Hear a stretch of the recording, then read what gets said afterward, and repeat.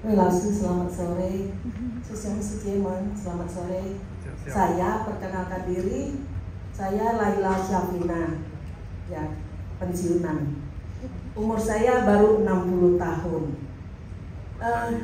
Sangat beruntung bahwa kita bisa bertemu dengan metode yang dibawakan Laosu kepada kita. Saya adalah angkatan pertama di Pekanbaru dan bersyukur mendapat kesempatan ikut di angkatan atas, angkatan keempat di sini, ya. Jadi bisa sharing dengan lebih banyak teman. Saya mau ngasih pengalaman ya yang saya terima. Saya awalnya tuh agak beseran, artinya kalau malam tidur bisa 3 kali saya bangun hanya untuk ke toilet.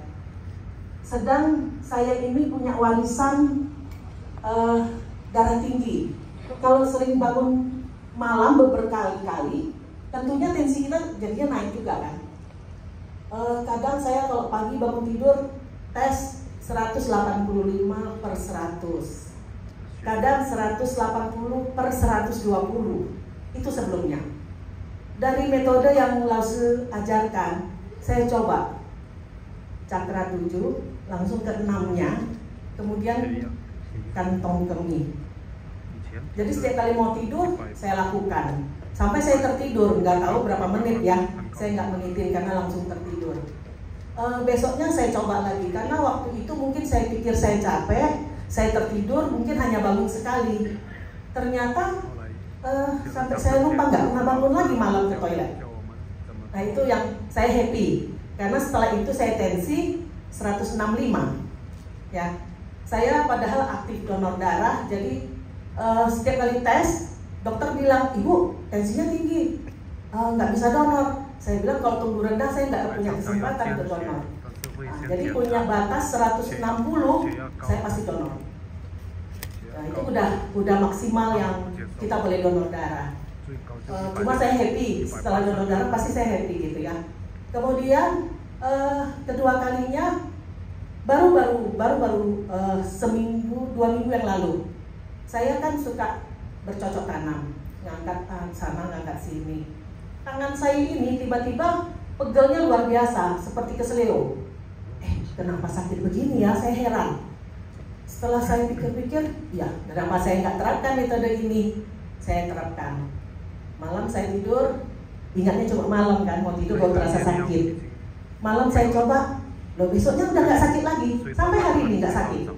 Ya, dulu saya nggak bisa jongkok, saya nggak bisa paipui, ya. Jadi kadang malu juga kalau yang pink duduk di belakang, karena nggak bisa sujud, jadi nggak menghalangi orang lain. Sekarang saya bisa, saya jongkok, pakai WC jongkok juga bisa, nggak kesulitan saya jongkok dan berdiri. Jadi bagi tubuh saya lebih happy, ya. Kemudian ini cerita agak pede-pedean aja. Teman saya bilang, nggak percaya saya kalau kamu umurnya 60, kok kayaknya nggak seperti 60 katanya kan. Saya bilang makanya sering-sering terapi pakai long vitalogy gitu, ya. Kemudian sesuai topik saya kan mau cerita tentang kesulitan tidur, ya. Kita ini juga sulit tidur biasanya. Suatu ketika saya terapi di posko, ya. Nah di posko itu saya memang target. Begitu selesai paket angkatan pertama, langsung Selasa, Kamis, Sabtu kejar terapi di posko supaya saya mampu lebih lagi gitu, lebih sensitif lagi gitu kan. Jadi suatu ketika yang saya terapi kemarin sudah dipegang orang lain, kita nggak mungkin ngebuk ya, oh saya mau terapi bapak ini aja atau ibu ini aja, kan nggak bisa. Jadi kita datang, kita dapat antrian, kita terapi. Ternyata ada satu ibu-ibu penuh penyakitnya, darah tinggi dapat, kolesterol dapat, kemudian dia pernah stroke ringan. Jadi saya pikir jangan diborong semua itu penyakit kan. Saya terapi dia seneng. Besok-besok dia bilang, ibu kenapa nggak terapi saya lagi? Saya bilang gantian, sama aja, ilmunya sama kok gitu kan. Saya tanya ada perkembangan nggak dengan terapi itu? Saya sekarang malam nggak pernah susah tidur. Tidur jam 10 langsung bangun jam 5 dengan segar. Jadi saya happy. Ya, kita kan terapi orang kalau hasilnya ini kita gimana gitu ya sesuatu. Nah, kedua kali saya kan juga relawan di Seci ya. Kita pers botol lah di posko kita juga. Jadi satu hari satu Seci dia bilang gini, aduh saya sudah lama loh susah tidur. Padahal saya tidur tuh jam 11, jam 2 saya udah bangun, jam 3 saya melek, nggak bisa tidur lagi katanya. Jadi badannya hiau-hiau katanya gitu kan. Katanya kamu sudah belajar terapi saya dong, dia bilang gitu. Jadi di posko habis pras botol ya terapi si Ari ini. Begitu terapi, besoknya saya kan segan ya mau nanya hasilnya gimana gitu kan, nanti jangan-jangan dia hanya happy-happyin saya. Oh bagus gitu kan. Menantunya manggil saya Ako. Dia bilang, Ako, ilmu apa yang kamu pakai? Kenapa tadi malam tuh si ratu kami, kanjeng ratu kami bisa pulas tidur? Dia bilang gini, besok-besok datang lagi ya gitu. Ternyata Adi ini memang banyak penyakit dan banyak yang dioperasi ya. Nah itu agak lucu. Kemudian ada satu lagi, saya bertandang ke rumah teman. Nah itu juga kemarin, jadi namanya Pekanbaru kata kecil ya. Jadi mulut ke mulut kesambung. Kemarin kamu terapi AI itu kan, kamu coba terapi saya.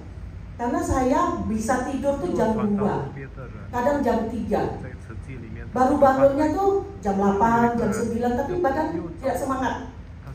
Saya bilang kalau boleh ya saya terapi gitu kan. Nah saya terapi dia.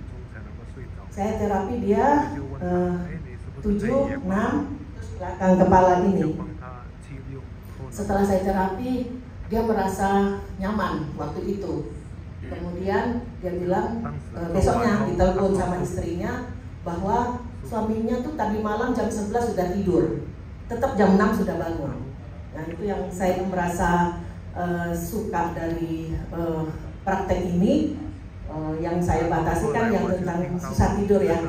Yang lain juga ada, tapi nanti gantian yang lain juga. Yang jelas dari saya pribadi saya bangga karena saya sekarang lebih melepas. Tidak seperti dulu apapun tuh saya pegang, kuat gitu ya. Sekarang saya ya udah nggak apa-apa. Jadi lebih bisa menebar welas asih gitu. Kalau dulu kan hanya kata-kata dalam teks aja. Sekarang saya merasa lebih happy, lebih nyaman gitu. Saya pikir itu yang mau saya sharingkan aja. Terima kasih kesempatannya. 谢谢蓝文老师。